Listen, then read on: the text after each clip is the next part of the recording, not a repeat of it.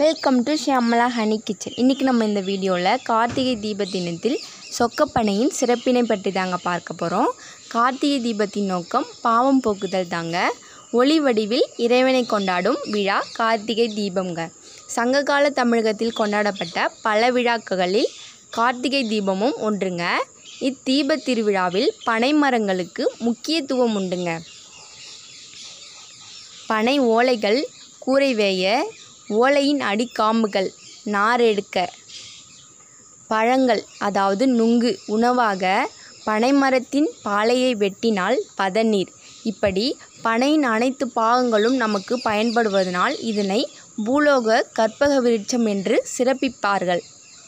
தீப திருவிழாவன்று அதிகாலையில் கோயில் பரணி தீபம் ஏற்றி வழிபடுவார்கள்.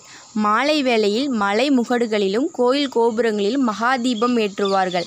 வீடுகளில் அகல் விளக்குகளும் மாவிளக்குகளும் ஏற்றி வழிபடுவார்கள். இதுபோல் வேறொரு வழிபாடும் உண்டு. அதுதான் சொக்கப்பனை வைபவம்.